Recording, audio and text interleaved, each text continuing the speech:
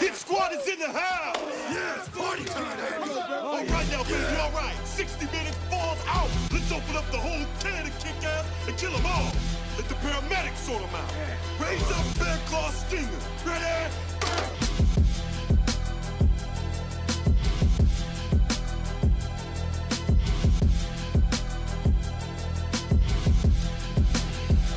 Yo, what's up, people? We got a camera now. Look at us. Live and direct. What's going on? It's good. Adam, my son, what's good, bro? It's good. It's good. My man got the Outlaws jersey on? Yeah. Chilling. This is my first championship team in football. The Outlaws, baby. The Outlaws. Let's go. So how you doing, kid? Good, man. You know, midweek, Wednesday, hump day. You know, probably not going to get laid tonight, but still hump day. At least Thanksgiving's next week, right? Yeah. Get some turkey. Yeah, you can hump the turkey. Yeah, go fuck a turkey. Yeah, stick your dick right in the fucking apple pie and some shit, you know? It's warm and, you know. Get some wet. yams all over your yam bag. Yeah, you know, it feels good. A couple of strokes, you fucking feel great. Yo, so let's talk some college football, man, because I know you got to get something off your chest. There's a... with the Alabama, Ohio State bias. bias. Yeah. You see it on both ways.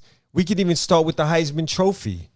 The two guys that are the highest odds to win the Heisman, the young quarterback from Alabama, Bryce Young, the young quarterback from Ohio State, C.J. Stroud. Listen, quarterbacks on those teams have been putting up big numbers for how long? The last 7 years? You know? Before C.J. Stroud, it was Justin Fields. Before him, it was Dwayne Haskins. Before him, it was J.T. Barrett at Ohio State, all putting up big numbers. You know, Ohio State, when it comes to recruiting and the Big Ten and coaching, they got the best. They got the better receivers than you. They got better running backs than you. They got a better offensive line than you. So Alabama's the same way in the SEC. So what are we really doing here with these two guys? You know, they're both throwing to... Let's just get this out the way. Both Bryce Young from Bama and C.J. Stroud from Ohio State. Both guys have multiple two wide receivers who are going to be first round picks in the NFL draft. All of those four receivers from Alabama and Ohio State are all projected to be first round picks in the draft. So what are these quarterbacks really doing? They got great receivers, you know. They've got great running backs, especially Ohio State this year. This kid Henderson's running wild. Both teams have elite offensive linemen. I know Ohio State's got two guys projected to be in the, first 2 or 3 guys, top 100 picks. Alabama always got first-round offensive linemen. When have you seen a season when Alabama didn't have 1 or 2 offensive linemen go in the first round of draft? So these quarterbacks have everything you want to be great. Like, they're not doing anything special this year that's making that they're elevating their team. Both of them in their big games lost. C.J. Stroud, Ohio State, they lost at home to Oregon. You know what I mean? Bryce Young went on the road, Texas A&M, tough environment, didn't win. Where's your Heisman moment? C.J. Stroud, you can't get your Heisman moment against Maryland. You know what I mean? Or Rutgers. You know, there's no Heisman moment there. The Penn State game, he was okay. They won. He wasn't great. He only threw 1 touchdown pass. That's right, it stinks. On the road at Nebraska, he threw 2 picks. They almost lost that game. You know, this week against Purdue, he had a big game, 5 touchdown passes. Purdue coming off a emotional home win against Michigan State. They were a little flat against Ohio State. Wrong team to be flat against. You know, Ohio State put up big numbers, but they got 3 NFL caliber receivers. They got a running back, 2 or 3 running backs, Henderson and I forget the other guy's name. They, play action game guys are running around wide open. These guys should not be. They're good players, but you can't just give them the Heisman. You might as well have just given it to them before the season started. If it was going to be like that, just say, okay, these 2 guys are going to. It's going to be between these 2, the quarterback from Ohio State and the quarterback from Alabama to win the Heisman. And everyone else, you just play. It's cool, but you're not going to win it.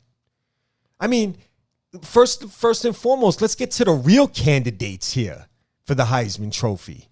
Not these, industry pumped up, what do they call it? The not the institution, but in politics, the big government. The establishment? Yeah, the establishment. The They're establishment. like the establishment picks, these guys.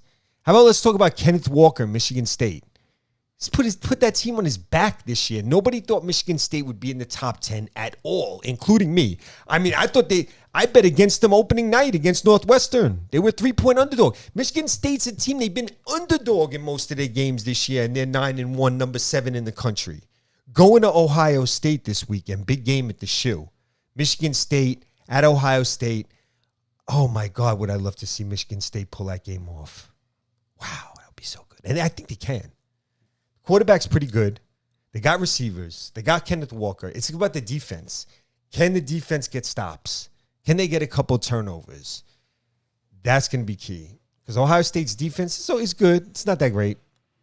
They make plays. But, yeah, my number one guy right now has got to be Kenneth Walker in the Heisman race, the Michigan State running back.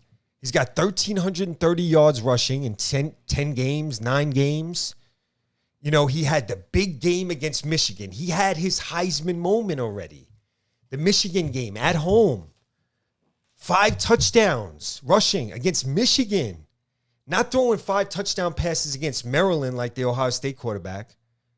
Or the Alabama quarterback throwing 3 touchdown passes in the fourth quarter home against Tennessee, or having a big game against New Mexico State this weekend. Nobody cares that you were a 50-point favorite in that game. I don't care about your stats from that game. I don't care. You were a 50-point favorite. Did you cover the spread? If you didn't cover the spread, I don't want to hear about it. Did they cover? I think they did, actually. 59-3, I think they won. But it doesn't matter. That game's a trash game. And people are like, well, look at his stats. He only had 2 incompletions. Who cares? It's New Mexico State. They've they stink. That's right, it stinks. They shouldn't even be in the field with Alabama. How does Alabama even schedule those type of games is what I want to know. Like, why are you scheduling cupcakes? I know you play in the SEC. It's a tough league, but that's a cupcake, especially in November. Give me a real game. I know you played Miami early this year. It's an okay game, but their non-conference schedule is usually weak for Alabama. You think they could beat the Jets, Alabama? Probably. Probably, yeah.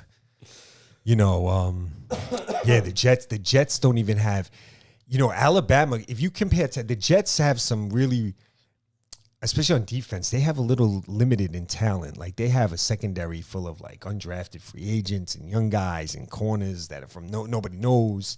Linebackers, nobody knows who these guys are. They got 4 pros on the defense, and then the rest of them are just scat fringe NFL players.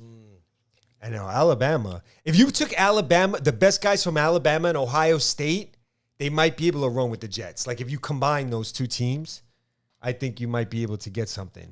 Maybe. Yeah. Yeah. Okay. They'd have good receiving core. What a receiving core you'd have if you combine those 2 teams. Tight end, you got a couple running backs, the best, and then you get the best defensive players from. Or no, you take Alabama and Ohio State, combine the best players from their offense, and you take Georgia's defense, and they're beating the Jets. Oh, 1,000%. The dogs. You take Georgia's defense with that, they're beating the Jets. Take the dogs. They might shut the Jets out. You never know. Jets look like Georgia's shit. defense is that badass. But yeah, Kenneth Walker right now, number 1 in the Heisman. Yeah, talk about that, bro. Dude, they're down 33-17 at home to Michigan. At home. He scores 3 touchdowns in the fourth quarter. Put the team on his back. They win 37-33. Huge win. Not even in the conversation. No, he's third, but he's not. But he's behind these 2 guys considerable in Vegas amount. Okay. And he should be ahead of both of them. You know what I mean? And then the next week, even though they lost to Purdue, their first loss, he still had 130 yards rushing, 2 touchdowns. I want to pull up some of his stats. He's had big games. The first game of the season against Northwestern set the tone for them. They were think about this. They were a 3-point underdog at Northwestern, 1. 6-point underdog at Miami Hurricanes, 1. 4-point underdog at home to Michigan, 1. You know what I mean? Those are big wins where your team's an underdog going in, and you go in, you win, and you have big game. Big game? You had the big game? Yeah. You had the big game, Kenneth Walker. He's been doing it every week for them this year. No days off. for K-Dub. So I got him number 1. And then I got our boy number 2, Kenneth Pickett from Pitt. That's the dude right there, bro. Yo, Pitt's 8. Nobody thought Pitt would be 8-2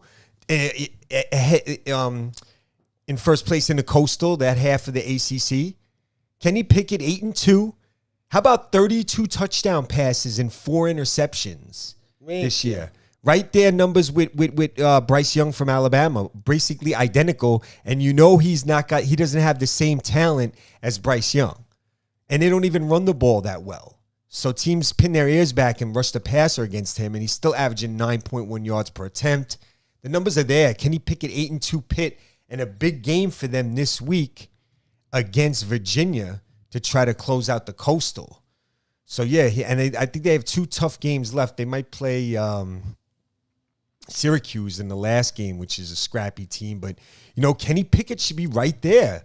Pitt's 8-2, ready to go to the ACC championship game. And the team who he might play against in that ACC championship game, who, if they beat Clemson this week, would be Wake Forest. And Sam Hartman is another Heisman Trophy candidate. Wake Forest is 9-1. Say what you want about the schedule, this, that, blah, blah, blah. It's still ACC, Power 5, and they're 9-1. And their only loss was by 3 points at North Carolina. So Wake Forest is playing hella football. They had an excellent win this weekend against NC State, a team who's been playing really well. Who I think with the NC State might have been a 1-point favorite in that game or something like that. But yeah, so right now, and then I got to put Matt Corral from Ole Miss, the quarterback, up there too. He's only got, I believe 17 touchdowns, 3 interceptions. He also has 500 yards rushing. When they needed it the most, he had 200 yards rushing at Tennessee, 98 yards rushing against Arkansas, plus his passing, plus their best receiver, Braylon Sanders, I think that's his name. He's been out most of the season. And they had another receiver hurt. So 2 of his top 3 receivers has been hurt most of the season. And Matt Corral's been holding it down. They're number 12 in the country. 2-loss Ole Miss. Their only losses are at Alabama and I believe at Auburn. So Corral's been great for Ole Miss, right outside the top 10. And I mean, look, Cincinnati's a defensive-minded team, but you can put Desmond Ridder in the Heisman conversation. He's been great. They're undefeated. He was great. He was clutch time in that game in the win against Notre Dame. When he needed to make it happen, he made it happen, Captain. He had his Heisman moment with that rushing touchdown to seal the win at Notre Dame. And, the Indiana game, people forget, when they played Indiana, Cincinnati. This is going to go back to the Ohio State bias, too. And talking about we didn't even get to the playoffs yet. Cincinnati played Indiana early in the season when Michael Penix was healthy, the quarterback for Indiana. Now, all these other teams have been playing Indiana, like Ohio State, without Penix. Much different team. They're terrible without him. They almost beat Ohio State last year, Indiana. So Cincinnati beat the real Indiana early in the season. They were down 2 touchdowns, spotted Indiana 2 touchdowns, came back and beat them by 2 touchdowns. And you'll want to talk about how Cincinnati's schedule is not that good. So tell me, if Cincinnati's schedule is not that good, then why did Tulsa, a middle-of-the-road team in the Cincinnati's conference, who they beat already, went to Ohio State and was only down 27-20 in the fourth quarter? But their schedule is not that good, and Ohio State plays so much better teams. Rutgers and Maryland, they've been blowing out, and Indiana. Ohio State's schedule has been trash. They had close wins against Penn State at home and at Nebraska. And when they beat Minnesota early in the year, it was Minnesota's running back who was running wild on them, like towards ACL in the third quarter. It changed the game too. Not impressed with Ohio State. They don't deserve to be in the top 4.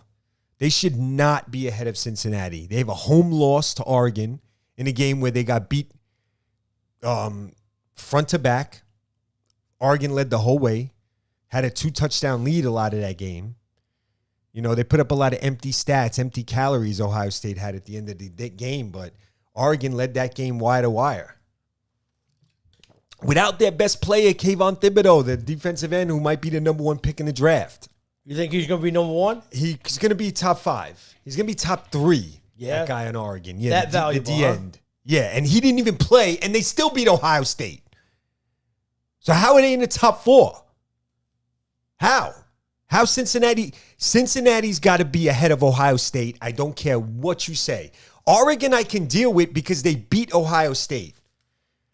And I still think Cincinnati should be ahead of them. But they did get the win at Ohio State, just like Cincinnati won at Notre Dame. The Pac-12 schedule that Oregon plays is a little bit tougher than what Cincinnati plays. So if you want to give me Oregon ahead of them, I can live with that. Alabama's another one I'm not sure. They haven't even played, I feel like they caught Mississippi State when they weren't playing that well. Now they're playing well. The Tennessee game was a lot closer than it looked at the end. They blew the game out open late, but their game was tough. The LSU game was tough. They looked ugly win against LSU. Alabama. They handled Ole Miss, and Ole Miss, they kind of had a lopsided score against Ole Miss. Another home game they won, but Ole Miss was going for it on 4th down, not making it. But, that's credit to Alabama. So that's a good win. They beat Ole Miss. They did lose to Texas A&M, though. But if you want to say squeak them over ahead of Cincinnati, I can live with it. I could live with Alabama and Oregon. I can't live with Ohio State ahead of Cincinnati. Can't do it. Lost at home. Oregon lost a tough game at Stanford on the road. Mind you, Stanford's not having a good season. Alabama lost a tough game on the road at Texas A&M. Ohio State lost at home. And Oregon's best player wasn't even playing. And you lost. And you never had the lead. You were losing by at least 1 or 2 touchdowns the whole game. I think one point it was 3 touchdowns. No. And you've had this, and you haven't even played yet, And Ohio State does have, their last 2 games is Michigan State and Michigan. So, if they win those 2 games, then, you can say, well, those are 2 big wins. So those are big games. I'm hoping Ohio State loses. But, yeah, they should not be top 4. The quarterback should not be in the Heisman Trophy race, and that's just the Ohio State bias, along with the Bama bias, where Bama's quarterback should not be in the Heisman Trophy consideration. He's playing with the best players. Is he more valuable than Matt Corral is to Ole Miss? No. You put Matt Corral on Bama, they're undefeated. How about that? Tell me, anybody out there tell me I'm wrong. Matt Corral's on Bama. He's the quarterback for Bama. They're undefeated. They beat Texas A&M. So that's why I can't do the Bryce Young, C.J. Stroud 1 and 2 in the Heisman. That's nonsense. You might as well give out the award in September if you're gonna do it like that. What's the point? I told you. In. Yeah, the top guys they love their brands. Yeah, Kenny Pickett from Pitt. Kenneth Walker from Michigan State, Sam Hartman, Wake Forest, Matt Corral, Ole Miss. And if you want to throw Desmond Ridder, Cincinnati's quarterback, in there, I can dig that. Who else could we big up? Thinking out here. Man, Notre Dame's had a good season. There's no one sticks out. They'll never give a Heisman to a tight end, but that tight end on Notre Dame, Michael Mayer, he's a beast. He's the main vein. Anytime they need a catch somewhere in that game, that guy, they go. Yo, dude's name is Michael Myers. Mayer, yeah. Oh, Mayer. They say Meyer, but it's spelled Mayer, like Oscar Mayer Wiener. He's out there fucking slaying. Yeah, on Halloween. So basically, for me, my top 4 for the college football playoff right now would be Georgia, number 1. Defense stacked, they undefeated. Yo, dog. They even smacked Tennessee this week on the road. I thought Tennessee would keep it tight. They have a good little offense. They've been playing good Tennessee. You know what I mean? We beat them on the road. Yeah, Tennessee jumped up 7-0. First drive, I think. First quarter was 7-0. It was 10-10. It was like, whoa, we had a game here. Second quarter, 10-10. Not bad. Pretty competitive. Yeah. Next thing you knew, it was 41-10 in the fourth quarter. Yeah. That's Georgia this year. Georgia's no fucking joke, dude. Yeah, in the court, and the running backs, other running backs coming on. They got 2 running backs. First it was Zahir White, but the kid James Cook is really starting to come on. Dalvin Cook's little brother. the Vikings running back. Oh, word? Yeah, he catches passes too. He's a good player. He's good. Yeah. Yeah, George is just loaded. They don't even have Adam Anderson at DN right now because he has a rape case. No shit. Yeah. Wow. We're starting DN when the best defensive players has a rape case, so he's out now. Fucking, it didn't mean anything. These fucking football players, fantastic runners and even better rapists sometimes. Yeah. They get raped. Amazing. They'll punch a broad in the face. It's fucked up, man. It is fucked up. The testosterone. Well, no, a lot of these kids come from the streets too. You know what I mean? They come from the tough. street. Yeah, and it's Put what them in an environment like that. It's like, bears with honey. Nah, but there's no excuse for that. It's no excuse. I can't even give him a pass, man. It's like, it's a woman. Like, if she don't want to mess with you, she don't want to mess with you. I know you're a college football star, and no one can turn you down because you were on ESPN last week and you scored a touchdown and you had a sack, and everyone saw you on ESPN and Fox Sports Network. Doesn't matter. Doesn't mean that people care about that. Some people don't. It means nothing to them. You have to learn that, these players. Yeah. Like, you're not a star to everyone. Well, they got like that God complex. Yeah, the God complex comes in crazy with these athletes sometimes. Like, yo, man, chill. Like, chill the fuck out. Yeah, like, yo, not everyone, Listen so to what? coach. Listen to coach. Keep your nose clean. Yeah, keep it clean. Stay. Oh, we got a viewer, Frank White. What up? What up, Frank? Sorry about that. Last time we went live, we had a technical difficulty. Yeah, I did see your comment though, bro. Yeah. What's Frank talking about? Tell me. Read him up if you're saying something. Let's see. Yo, what's up, man? That's what he said? You just say, yo, what up? What's up, Frank? What's good, man? We talking some college football. We talking Heisman. We're going to jump into some NFL right now. Lay your comment out. Tell us about how you feel, man, about this college football, about this Heisman race, about the college football playoff. Big games this weekend. Michigan State at Ohio State. Arkansas goes to Alabama. Cincinnati hosting SMU. That's a tough game for Cincinnati. If they're not on their game, they could get tripped up by the Stangs. The Stangs are 8-2. They got a potent offense. Taylor Mordecai, he's a baller. Mordecai. SMU's quarterback. Taylor Mordecai. Yeah. I can't come to practice on Saturday. Yeah, he missed a couple games for Shabbat this year, but they try to get him playing on Friday nights. And no, it can't Friday nights. Forget about it. It's down for the weekend. The Shabbos horn rings. It's a wrap. You can't get games canceled. Oh, Frank's a Notre Dame guy. Oh, Notre Dame, man. Listen, Notre Dame's been in the thick of the whole college football situation this year. The Cincinnati's big win is against them. They went to Wisconsin and slapped them around. Beat Purdue. Notre Dame's overlooked, man. A lot of people hate on Notre Dame. They're having a hell of a season. That's Pop's favorite college football team. Yeah, that's your grandfather's favorite college football team, man. The Golden Domers, man. 9-1. I'm not sure who they play this week. Frank, tell us who Notre Dame's playing this week, if you know. We're little... That's right. Nobody's beating Georgia. That's what he said? Yep. Yeah, Georgia... The chat's right there. You can see. Oh, I can't. Okay, yeah. Georgia I'll is... pull it over here. Georgia is that defense is ridiculous. That defense has allowed 76 points in 10 games, Frank. 76 points in 10 games. They're averaging 7.6 points game allowed in new age college football. Not like 1987 college football.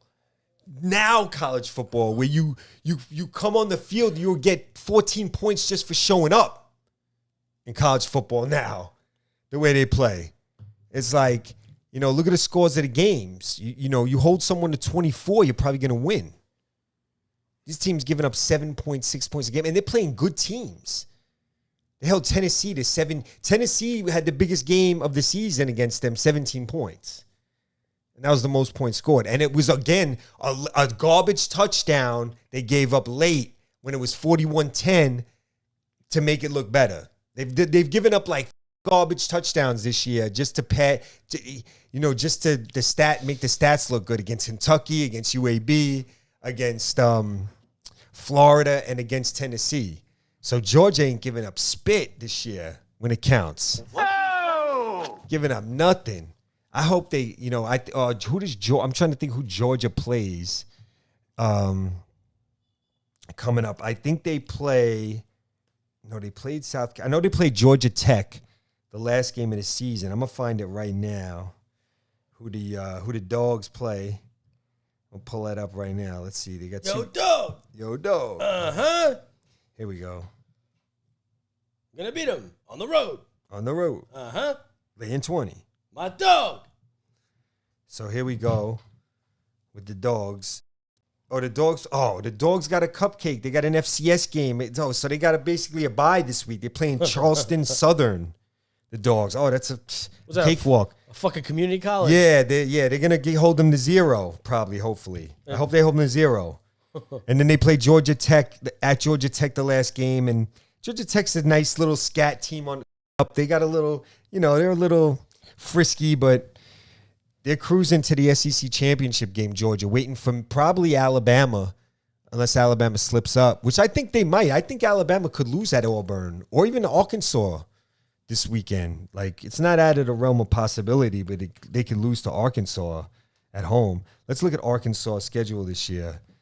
Arkansas, doing good. Arkansas, 7-3. Won at Rice early. Then they had that big win against Texas that kind of boosted their season at home. They smacked the Longhorns, who were number 15. Then they beat Georgia Southern, smacked them. Then they beat Texas A&M, 20-10. Then they ran into Georgia, lost 37-zip. That's how good Georgia is, 37-zip. Then they lost to Ole Miss by 1 point at Ole Miss, 52-51. Then they had the home loss to Auburn. I forgot about that game, 38-23. Then they bounced back, beat some scrub team. Then they beat Mississippi State by a field goal, and then they won at LSU by a field goal last week. So they're a tough team. Playing Alabama this week. But yeah, we want to jump into some NFL right now, bruh. Yo, talk to me, dude. Yeah, man. What's really good out here? Are we doing rankings? Are we talking games? We're gonna do some. Just the last couple of weeks have been weird. Like, you would think, like, none of the quarterbacks have grabbed a hold of that MVP race. It's been like, one good game, one bad game. This guy, interceptions here. Kyler Murray's hurt here. Everyone's fucking hurt. Aaron Rodgers is out for COVID. The only one left is Dak. Yeah, right? And Dak had a rough game against Denver, but bounced back against Atlanta. Dak's been solid this year. The 7-2 Cowboys. Dak's been solid as a rock. He's right in that. He's in my top 5, just to let y'all know, my top 5 quarterbacks for the MVP. I do my quarterbacks, my non-quarterbacks. We're getting into that right now. Dak is in there. And quarterbacks, let's start at number 5. You know what? And we're going to start off with the man, the legend, the unvaccinated, Aaron Rodgers.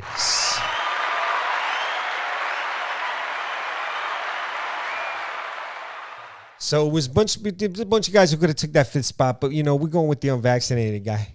All right, that's how we roll. No, over here. he's immunized. They're not fucking with my man Aaron Rodgers, son. You know how dope that was? He told these bozos in the media he was immunized. And now that he's unvaccinated, they find out. They think, oh, you tricked us. No, he told you he was immunized. You're stupid and didn't know what that meant. Whose fault? It's not his fault that you're an idiot.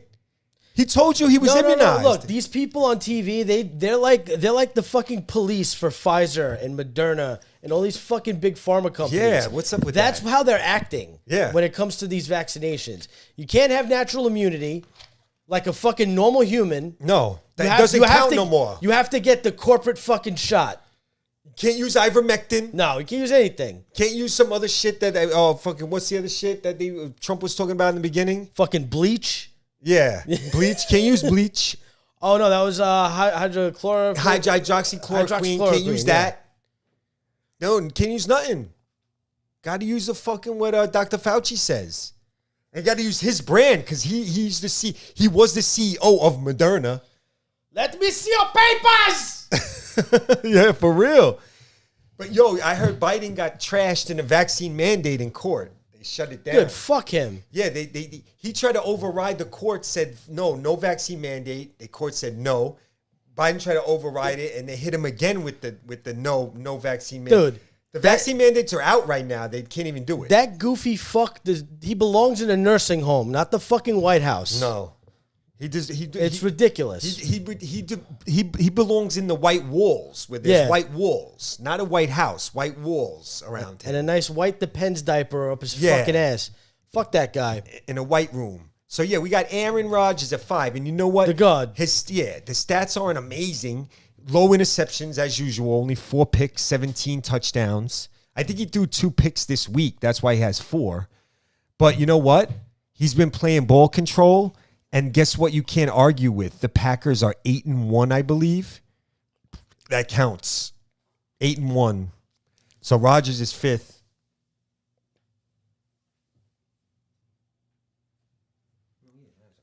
Frankie's on that Kyler Murray train. Yeah. Let's go. Kyler's in our top 5. Don't you worry about it, partner. You know what I'm saying? Don't you worry about that, partner. So, number 4 is, let me see. Number 4 is going to be Joshy Allen. Whoa! Buffalo Bills. Another guy, 19 touchdowns, 6 interceptions. He gets a lot of rushing yards. He's a good runner for them. The Bills are averaging like 30 points a game. Can't complain with that. I believe they're like 6-3, 7-3. And I just like what I'm seeing from old Joshy boy this year, man. He's been leading them to wins, wins, big numbers. They score a lot of points. I know he had the dud against Jacksonville, which made things muddy. So it's still, these top 5 is close between it. It's fluid. It's a fluid list. So we're gonna have Josh at number 4 this week, but he could, one bad game could drop you right out. Because there's guys outside the list. Let's get to the guys outside the list. Like, I got Stafford right outside the list. Derek Carr's right there. And another guy I wanted to mention who's right outside the list, who's not getting no props from nobody, but should be. His team's doesn't have the greatest record, but they've been playing good football. Every week is a good game. Kirk Cousins, Minnesota Vikings, unvaccinated quarterback, stood up to the media before the season, and now, and it's not even about unvaccinated. He's got 18 touchdowns and only 2 interceptions, averaging 270 yards passing a game. 18 touchdowns, only 2 picks. That's big time numbers right there. They're 4-5. They're in the race for the NFC wildcard. They're in the mix. And without him, he's got a bad rap. You hear, guys like Stephen A. Smith, Kirk Cousins. And they try to make him like some mediocre bullshit quarterback, some like ordinary white quarterback. Oh, it's because he's a white boy? Yeah, Kirk Cousins is nice. He's got 18 touchdowns and 2 picks. Hold that. Hold that for me one time, please. So he's right out in the outskirts too of the top 5. All right, but Josh Allen's in there, solid. Number 4. Now we go to the top 3. The big 3. It's tough for me to pick between them. Let me go to my cheat sheet real quick. But at number 3, I'm going with Dak Prescott. How about them Cowboys? Yeah, Dak Prescott, Mississippi State's finest. The Bulldogs, the Dak attack. The guy's been fucking ever since he came on the scene for the Cowboys. Tony Romo got hurt. They put Dak in as a rookie, and he just was boom. 4th round pick, boom, ready to go. He was that Christmas present that you could wear right on Christmas Day. You could, what I'm saying? You go open up the box, boom, you throw that sucker on, it's ready to rock. That's Dak Prescott. I wasn't really up on Dak until he was crying during the national anthem and shit, and I was like, yo, this guy's a G. And he had when COVID first started, he had like a party in his house, and they were like, "Oh my God, how could you do that?" He had like some dinner. He was like, "Fuck you, I'm having a fucking dinner. Kick rocks, get off my balls. Oh, fuck out of here. Yeah, like get a life, won't you?" I'm Dak Ryder, Dak Prescott. Dak Prescott, man, we're talking about a guy. 70% completions, 8.2 yards per attempt, and we love yards per attempt here. 290-something yards a game, 20 touchdowns, 5 picks. The Cowboys are 7-2. That counts. Prescott's firm at number 3 and not far from number 1. So he's right there. But the top 2, we're going to stay with the top 2 that we've been rocking with all season. These 2 guys have been in the top 2 most of the season. And they're still there. At number 2, it's going to be Thomas Brady, the 7-time Super Bowl winning quarterback, Thomas Brady. Number 2. Leads the league in touchdown passes, 27. Been throwing some picks lately and catching some L's lately. Yeah, that last game was a little rough for him. Yeah, huh? throwing 4 picks in Yeah. the last 2 games, Tom. Better calm down a little bit out there. Tommy turnovers. Yeah, Tommy turnover. Tommy touchdown turning into Tommy turnover. I'll give it to you, though. Gronk's been out for a while now. It's starting to, wear on him. I know they have 2 other good tight ends, O.J. Howard and Cameron Brate, but they're not Gronk. Even this older Gronk is still better than those guys. And Antonio Brown, who is becoming that real third threat out there at receiver, has been out, and that's affecting their offense. They're not. Teams can key in on Mike Evans and Chris Godwin a little more, and so they need AB and Gronk back. Even though they have other guys that are pretty good, they're not as good as AB and Gronk in those spots. So that's kind of hurting him. But yeah, up to 7 interceptions now, 27 touchdown passes though. Still got a good 7.6 yards per attempt. 67% completion percentage, almost 3,000 yards. Yeah, Brady's up there. Even with the 2 losses, what are they? 6-3. So they play the Giants this week. That's a big game for them. They have to beat the Giants. They can't lose again. They got to probably try to look good against the Giants. I think the Giants is an important game for them. They're going to be ready to play. It's going to be a good game. Monday night, Tampa Giants is going to be a good game. Like it was last year. It was a tough game. Are they going to be in Jersey? I think it's in Tampa. Oh, okay. It's going to be a good game, though. So I got Brady at number 2, and that only leaves 1 spot left, number 1. We'll do it live. Fuck it. Do it live. I'll write it, and we'll do it live. It's that boy, Kyler Murray. Let's go. He's been out for 2 weeks, and he's still in the number 1 spot. The guy's been sensational this year. That's why. Sensational. Kyler Murray. 72% completion percentage. And this is a guy who can scramble. The scrambling plays he's made this year have been amazing. The throws. I know he's gotten sloppy with the ball a little bit lately. 7 picks he's got now.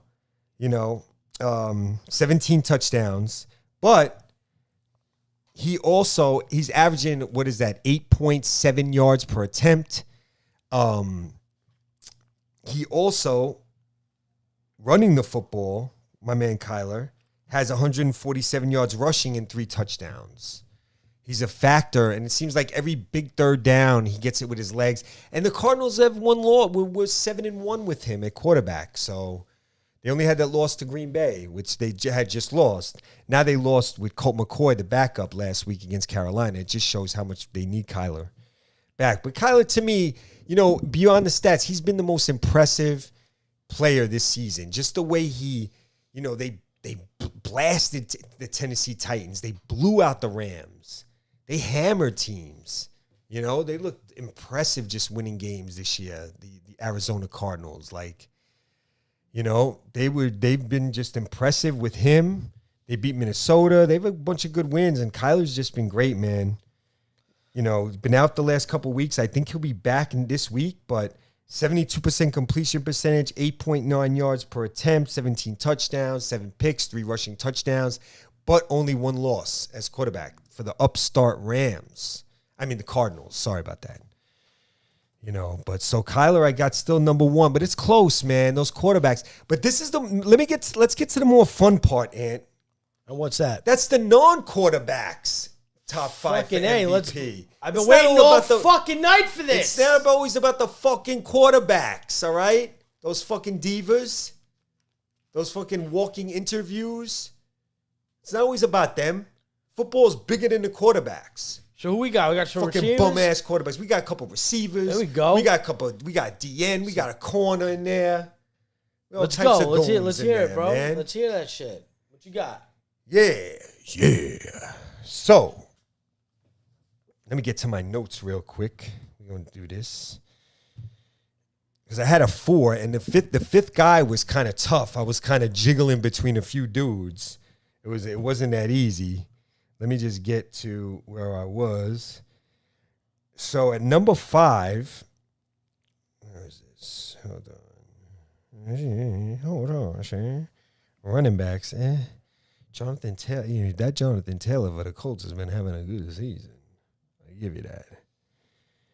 But okay, number 5, I got to go with Myles Garrett, Cleveland Browns.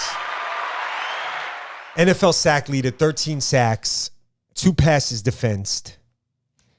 Weirdly, he hasn't forced any fumbles or anything like that. That's why I got him down at number 5. People probably be like, oh, he should be higher. No, he's got 13 sacks. He hasn't forced any fumbles. He's got 2 pass defense, but 13 sacks is a lot. He's played in 10 games, 13 sacks. He's having a great year. He's on pace maybe to get 20 sacks. He's a monster. Everyone knows it. So I got Myles Garrett, safe pick at number 5. The Browns have been tumultuous recently. Win, lose. Here, look good one week. Look bullshit the next week. Odell's a problem. Baker's not playing well this week. They got running backs out for COVID. Yada, yada, yada. You know, the one thing they do have is running backs. My God, Cleveland Browns got 3 good running backs, which is hard to have. Like 3 really good running backs. That Dearness Johnson, who's been running ball with Chubb and Kareem Hunt out, he's just as good. He impresses me, Dearness Johnson. So, all right, Myles Garrett at number 5. All right, number 4. It was tough, but I'm going with Deebo Samuel, wide receiver, San Francisco 49ers. He's been consistent. He's making big plays, long touchdowns. And, you know, San Francisco's offense has not been that good. I think he had something like 50-something% of their offense at one point in the season. Like, you know, Garoppolo was hurt, missed a game or 2. They had Trey Lance in. Garoppolo's been inconsistent. The running backs have been all hurt, Mostert, and then they had, Elijah Mitchell for a minute, Jermichael Hasty, and this one. And the running back's been all over the place. But the one, George Kittle missed a few weeks. But the one constant's been Deebo Samuel, which has kept him above water. In 9 games, 979 yards receiving. He's averaging over 18 yards a catch. He also has 11 carries for 60 yards and 2 touchdowns rushing to go along with his 5 receiving touchdowns. He's just been a big play guy for them.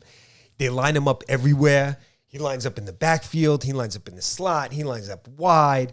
He looks like a running back, but he's a receiver. He's just a dope player to me. I love Deebo Samuel out of South Carolina. I think he's been fantastic this year. And he's been he's a non-quarterback MVP candidate. Without him, where would the 49ers be? Nowhere. Now that Kittle's back, that's why I like them to beat the Rams. That's why I picked them to beat the Rams on Monday night. Kittle back, Deebo, Ayuk starting to play well. Garoppolo's starting to get a little comfortable. You know, the defense is getting healthy. Nick Bosa and the boys back there, they beat the shit out of the Rams on Monday night. They whooped that ass with Odell. Whoever you want, Odell, no Odell, don't matter. Odell, no Dell. No Dell, Odell, got that ass whoop. Dell. Dell Computer. So we got Deebo at number 4. Joining him at number 3 is another wideout. This one's from the St. Louis Rams. It's Cooper Kupp. It's Cooper. We like Cooper Kupp. We love here. Cooper Kupp. You guys consistent, man. 10 games, 10 touchdowns receiving, 1,124 yards. Shit. In the 1,700. Yeah, he's already got 1,141 yards receiving, Cooper Kupp, on like 80 catches already. Like, he's ridiculous. He's on pace in this new 17-game season. He's on pace to have like 1,900 yards or something like that. Something ridiculous. So, yeah, he's been Matthew Stafford's favorite target. Robert Woods is hurt now. Odell's there. He's got to get in the mix. It's been Cooper Kupp, and you know they go into Cooper Kupp when you play the Rams, and you can't stop him. Nobody's been able to stop him this year. He's averaging over 100. He's averaging, what is he averaging, 115 yards a game receiving? It's a lot. 115 yards is a great game for a guy. Oh, I had 115 yards. We had a big game. He averages that every week. And a touchdown. Been tremendous. Without him, You know, 7-3 Rams might be like 3-7 without Cooper Kupp. And Matthew Stafford, they'd be calling for his head without Cooper Kupp. As the back kids there. say, facts. Facts. Facts. Cooper Kupp, man, don't sleep on him. And you know, funny thing is, they never mentioned Cooper Kupp when they talk about the best receiver in the NFL. It's Devontae Adams, it's DeAndre Hopkins, it's Tyreek Hill. It's never Cooper Kupp. Cooper Kupp's outplaying all those guys this year. He's the best receiver in the NFL. Why right is he now. not in the conversation? Another media bias? Yeah, he's gonna get the wrong complexion, I think. Oh, another white boy? Yeah, It's white boy day? Yeah, what are you They gonna do? can't say a white boy's the best receiver in the NFL. Guys will get mad. Guys on TV like Ryan Clark, or he'd get pissed off, and there's other schmucks on TV. No, he's a good possession receiver. Yeah, he's a possession receiver. He's the most yards receiving in the NFL. You want to call him a possession receiver? Whatever that means, we'll take it. You know, these stupid, cliched, like... Is it propaganda? Yeah, these terms they try to box people in with. It's so Yep. stupid. Cooper Kupp at number 3, though, y'all. Let's fucking go. Number 2. Who's at number 2, son? It's tough between 1 and 2. Talk to me. But I'm going to go with Trayvon Diggs. The Dallas Cowboys cornerback that has 8 interceptions this year. Two of them he returned for touchdowns. That is incredible. That's a great season for guys. That's a great season. You go to the Pro Bowl, you had 8 picks. This guy did it in 9 games right now, I think. That's impressive, dude. He's still got 8 games left. He's got 8 picks. This guy might catch fit. The NFL record is 14 by Dick Night Train Lane, if y'all didn't know. Back in 1958 or something like that. Night Train Lane was a rookie, caught 14 picks. He was a beast. He wasn't even known. He's one of the greatest defensive backs of all time. But he wasn't really known for interceptions. He was known for the clothesline. The clothesline. Yeah, yo, back when NFL football, you thought football in the 90s, it was rough. When we came up as kids, 80s, it was crazy in the 60s, bro. Go watch tape of the 60s. That was rough. They had fucking Tough. leather chin guards, bro. Football, bro. Those guys were These guys were goons. brutal. These guys would melt in front of those guys. These soft dudes in the NFL now, they wouldn't even be able to wash the uniforms of those guys back. Dick Night Train Lane used to clothesline receivers, bro, like fucking Tito Santana. And it was legal. That was his move. He was known for that move. Clothesline, you coming across the middle. Clothesline you, son. I gotta watch some tape, man. I want to see this. Dick Night Train Lane, bro. He was a beast. 14 picks he had one year. What was that? Your boy. So we got Trayvon Diggs, number 2, 8 picks, halfway through the season. He's number 2, non-quarterback MVPs. 2 picks to the house. He's been a revelation for the Cowboys. Cowboys got a secondary now. Cowboys for a while. Cowboys secondary sucks. Well, their secondary is not, can't say that now with some of them boys back there. But number 1, non-quarterbacks for MVP. He's only played 8 games this season, but he's terrorized quarterbacks and running backs. His name is TJ Watt from the Pittsburgh Steelers.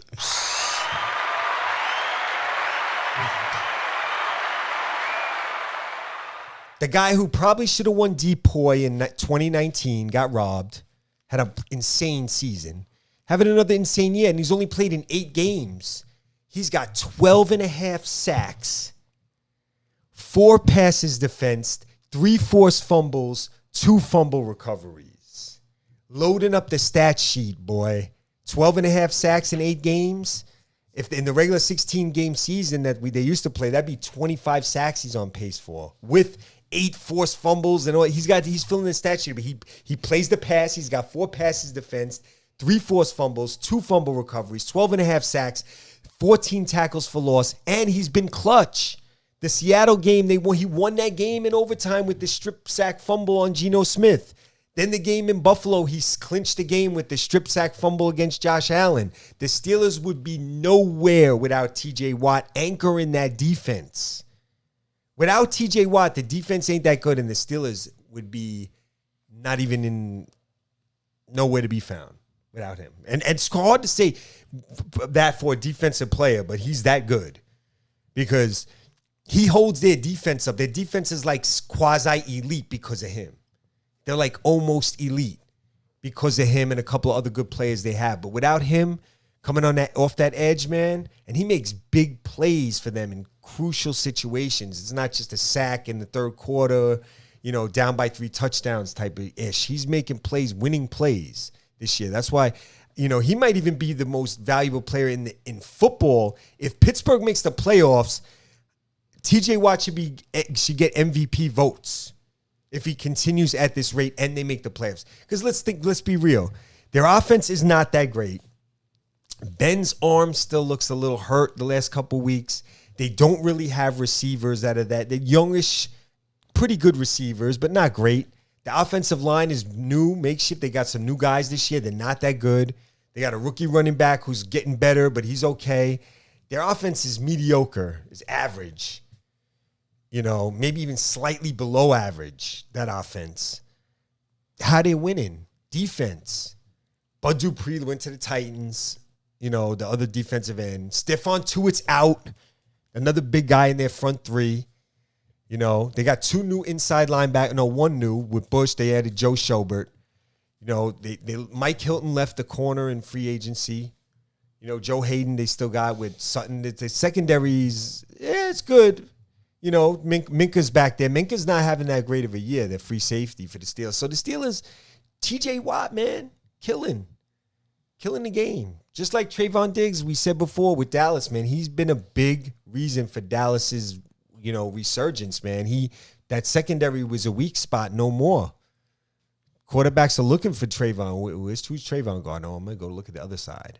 Let's get a matchup on that second corner. I don't know if I want to throw the ball at Diggs. You make a mistake around him, he's snatching you a pick.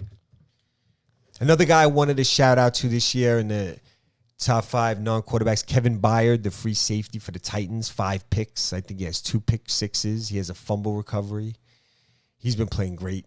He's a ball hawk and free safety. I'm a big Kevin Byard fan, the safety from the Titans. Hassan Reddick, Carolina Panthers, 9.5 sacks, some forced fumbles. It seems like every game, the Panthers are playing and Hassan Reddick is just in the mix, just causing havoc, sacking the quarterback, tackles for loss. He's just everywhere. So you watch him. Hassan Reddick's been jumping out, and he was on the Cardinals those first 3 years. Imagine if they still had him. They really wish they didn't let him go. Hassan Reddick. Another guy, Jonathan Taylor, the running back for the Colts, has been really on fire recently. He's 100 yards. You basically could write him in 100 yards now every week. Jonathan Taylor. So NFL, man, we're right at that midway point. It's going to be fun. If you peep game in the NFC, now that they added these extra wild card spots, so now it's 7 teams make the playoffs. That 7th spot in the NFC, it's every team is still in it. I think the Panthers have the spot right now, but the Vikings are there. Even the Bears, the Giants, the Eagles, and the Redskins are still alive for it. The Falcons are in the mix for it right now. So everyone's still in it for that last one. Because right now you'd probably say the Saints and the Rams would have the first 2 wild card spots. And then the third one is all those other teams. And the Saints look like they're coming back to the pack too. So they're not a guarantee either. Their quarterback situation's messed up. Jameis Winston got hurt. They're using Trevor Siemian. Alvin Kamara didn't play this week. Sean Payton's finding ways to kind of put things together. I don't even think their defense is good. They've been playing really well. I don't know how much longer they can hold it up. The Saints are a team looking a little flimsy right now. Like they could fade out. So yeah, you have teams that still like the Giants or the Eagles, or the Vikings making the playoffs, even the Washington. Even though Washington's defensive ends, Chase Young and Montez Sweat, the 2 young DNs, are out. Both might be out for the season. I don't know, but it's a tough spot. But NFL's looking good. Kyler Murray's coming back this week. I think maybe with Hopkins for the Cardinals. Green Bay's a healthy team you got to watch. Green Bay's playing good football, man. Playing good without their best corner. The defense is playing really well. And they've been missing guys. Darius Smith, Jair Alexander been out, but the Packers been holding it down. It's like Aaron Rodgers, he had all that issues going, saying he wanted to be traded after losing to Tampa Bay in the NFC Championship game. There was all that talk with the coach. He doesn't get along with the GM. He's not reporting to camp. And it's going to be a big distraction, right? With Green Bay. Then the first week of the season, they get smashed by the Saints. He looks like he was on what'd you say? Rodgers looked like he was on pilled out or something? Yeah, he looked like he was like taking Vicodin or some shit. Yeah. He didn't look right. He didn't look like Aaron Rodgers. Yeah, he looked like he didn't even give a shit. He looked more like fucking White Mike. Mike White. Mike White, yeah. White Mike. White Mike, whatever the fuck his name is. Oh man. That hero's tale died off pretty quick. Oh, bro, he got gassed. He got gassed quick after that first game. 4 picks. That was an impressive game. It was An impressive performance it was to put against on. the Bengals, yeah. But you know how it is in New York, man. There's a lot of pressure on these guys, dude. For some reason, nobody could fucking really do well on the Jets the past, like, 20 fucking years. Yeah, when was the last quarterback? Chad Pennington was doing good, and then he got hurt Yeah, I was at that game. when he hurt his arm. Yeah, I right? took off my Chad Pennington jersey in shame. I know. Walked home. The last quarterback who really had a big year, was it Vinny the Guinea? I would think so. Maybe. Vinny Who else? Testaverde? Maybe Gino had a. Oh, Nah. Sanchez. Sanchez had a good run for a minute. He had with Rex. well, they did. He did get to the AFC Championship game 2 years in a row. People Yeah. forget that about Mark Sanchez. Yeah. He definitely did. That butt fumble fucked him forever, though. You know what it was though? Those 2 seasons, they were winning basically with a running game and a dominant defense. And Sanchez making some plays, not making mistakes. He was okay. But when they needed more from him, after that, he couldn't give it to him. That's when he butt fumbles. Yeah, he butt fumbled. He butt interception. He ass cheeked. He did all that shit. He assed out. Damn shame. But The Jets ain't been shit since Curtis Martin fucking left. That's what I think, at least. yeah, the Curtis Martin, Vinny Those were the Testaverde, years. Chad Pennington. Yeah, they had John Abraham. Who else? Goons, Cromartie. Well, that was later, though. Yeah, Cromartie. Well, no, the Rex teams they put those kind of like they had LaDainian Tomlinson. Yeah. They had who they have? They had Braylon Edwards, I think, at receiver. Yeah. I remember Braylon right? Edwards. Yeah, they had Who's that other dude? That guy I fucking like. That's that free safety. That white dude. Oh, Jim Leonard. Jim Leonard, man. He's a great player That on guy the was a low. fucking beast. He's the defensive coordinator at Wisconsin Good for him. right now. He's an excellent defensive I'm coordinator. sure he too. is. That guy was a beast. Yo, on the Jim field. Leonard was nice. People sleep on him. He His- played for the Ravens too. Yo, watch his fucking highlight reel. His highlight reel is fire. He was a sick athlete. You know, he was like 5'8", 5'9". He could dunk. Yeah, I You remember seen that. right? The I, Cinecrypt yeah, they showed yeah. of him. He was a But sick, dude, he was giving dudes the business out there, bro. he was a really good player that's been A hard hitter. overlooked in the. There's a lot of players like that were good players, but they just really get overlooked. But when you remember them, you're like, yeah, Jim Leonard was nice. He was. I loved him on the Jets, man. What the fuck was that? That's the Heat. Oh, Jason Taylor. They had the Rex Ryan put together a veteran team. Rex Ryan was a hell of a coach, man. I liked him as How our could coach. you not like Rex, sexy Rexy, man? He's the foot fetish guy. Didn't he have like a foot fetish? Yeah, it's with some his weird wifey? shit. Some weird. There's another thing about a tattoo. What was that? He had a whole bunch of weird shit going on. Didn't like Sanchez get a tattoo of him on his arm, or someone did? I don't fucking Something going on with I a don't foot know. fetish and a tattoo. know. A fucking circus in that organization. I know, right? I said it. I said it before. I'll say it again. They just need to be excommunicated from the league. Yes, but let's give Zach Wilson a chance, maybe. Oh no! I believe in Zach with his fucking Johnny Lawrence headband and shit. Yo, I love that Johnny Yo, Lawrence headband. he's on point. He's I like can't. Cobra Kai out there. We need him healthy. I love the Cobra Kai look. Yeah, looks like a fucking goon. That's why I wear that white mask they give out at the train station in the morning. I wear that up here. Like I do that like him. The What Cobra- you get a white mask every morning? No, you could ask for one if you ask the. So do you just ask them for it? And you Yeah, and I wear it on my head. You see me when I come home sometimes. Yeah. I'm wearing it. Yeah, I ask it for it every morning. Just so it as a headband. It's an act of defiance. Yeah, Love it. I'm a troll. Good. Troll these cocksuckers. Yeah. We got anything more to say to these? I mean, I could talk, Well, no one's watching anymore. one's watching We'll just anymore. watch the replay. All right, so yeah, let's watch the replay. Yeah, man. Let's come back with some picks, some college football, some NFL for We're the gonna weekend. do that tomorrow night, baby. Yup. Let me get the sauce ready for those. Get the sauce ready. One thing I'm gonna tell y'all, I'm taking Michigan State plus 19 over Ohio State. If I'm gonna talk that shit about Ohio State and then bet them, I ain't betting them. I ain't gonna talk shit about Ohio State and talk about how, there we go, Brent Musburger, motherfucker. You best believe if I'm gonna tell you Kenneth Walker is the Heisman Trophy candidate for real, not the Ohio State quarterback, not the Ohio State bias. You best believe I'm taking Michigan State plus 19 at the shoe on Saturday. Let's go, Green. Let's go, Sparty. That was fun.